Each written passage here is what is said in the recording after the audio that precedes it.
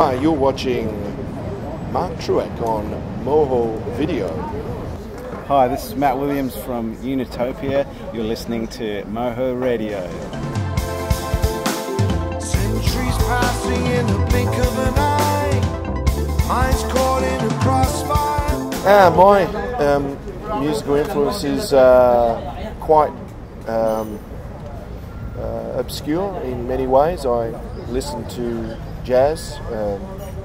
I listen to world and ambient music.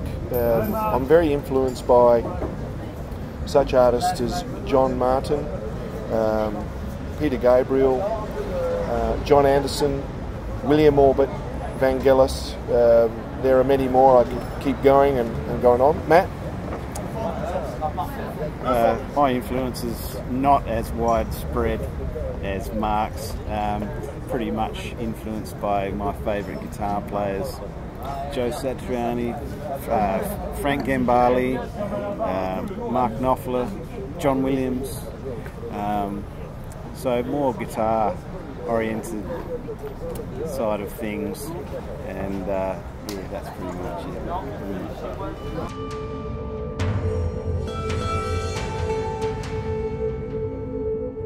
Well, Sean and I started the process way back in 1996, and through a friend, and our main aim was just to make some music, and we did a couple of songs and thought, gee, this is interesting, and we felt that maybe we could do an album, and we did an album, and the evolution of Unitopia has been more about the players that we've brought on board.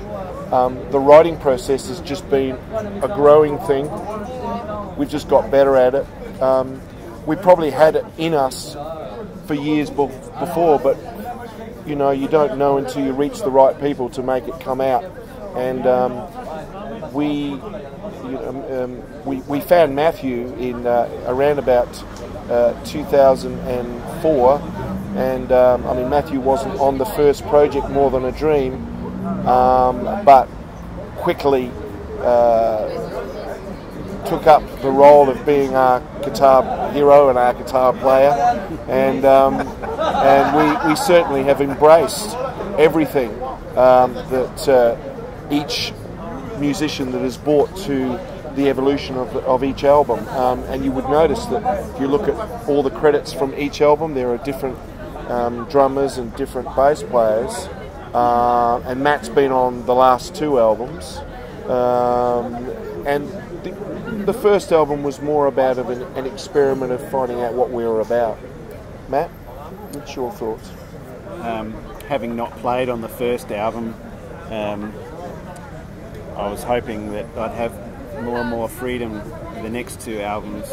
In the second album, I went to Sean, the keyboard player's studio, and played my parts as a performer, whereas the third album, Artificial, I got to be a lot more free, writing my own guitar parts and contributing by recording all of them on my own, basically, in my studio, and then sending files back to Sean to finish the project. And it was a lengthy process, but it was good for me to put express myself in the music. So a lot of fun.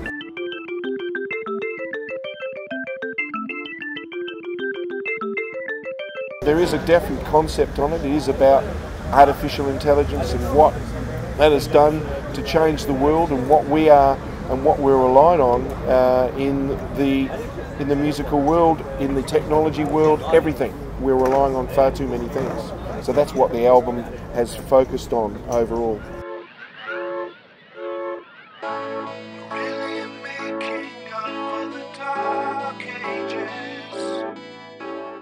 Well, do you want me to say something in the Liverpoolian, like, you know? We had a lot of influences on the Beatles, didn't we? Yes. Well, seriously though, you've got to be tongue-in-cheek. Yeah, look,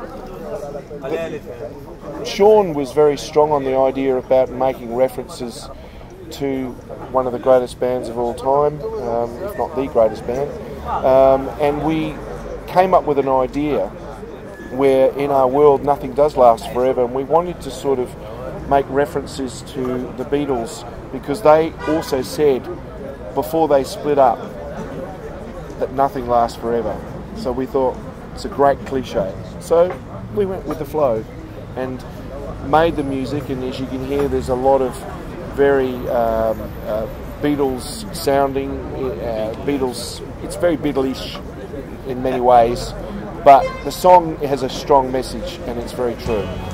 Even the fool on the hill could plainly see that nothing.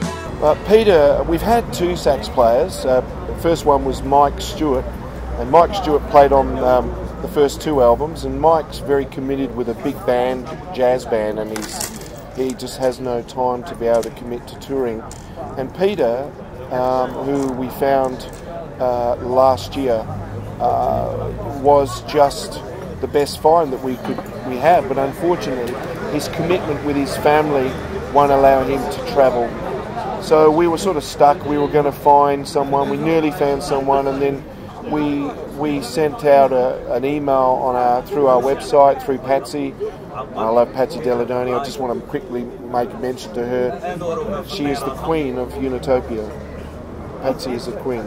And through her and lots of little emails that we sent out, we had a lot of people wanting to be a part of the tour as far as playing sax. And we finally decided on Ian Ritchie, who has a huge background in playing with some very known acts, including Roger Waters from Pink Floyd, the Wham, Steve Hillage, and the Beach Boys, Robbie Neville. He's played with quite a few people, so we thought, I think we found ourselves a great sax player, and he wants to tour with us, and wherever we come across he wants to tour with us, so this is wonderful. We're very excited about that. Images, ghostly visions, connect the dots, share the bandwidth.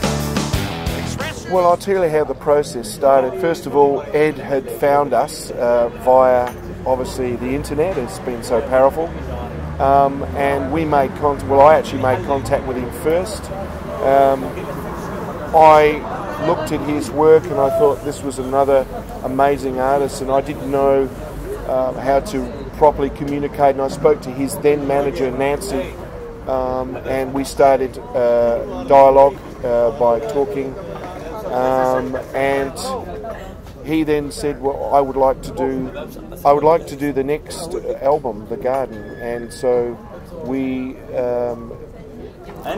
started racing ideas across the internet with each other, and then we came up with a concept for The Garden, and the first one that came through was not quite there, and then the next one came, and yes, we're getting there, and then third time lucky, there it was. And Ed is a very strong person. He is patient. He will work hard until he has got the right, has the right feel and understanding. So we ended up with The Garden, and The Garden was just sensational. He started working the inside cover, and he kept passing through the internet how good what we saw, what we were seeing. I was throwing it all around to the rest of the band, and they were quite excited as well. We've become very close friends. Like with the next album, Artificial, he'd had an idea straight away as soon as I mentioned that we were doing artificial intelligence. And Matt, when Matt first saw the first template of the artificial cover, Matt said this is the most amazing thing he's ever seen.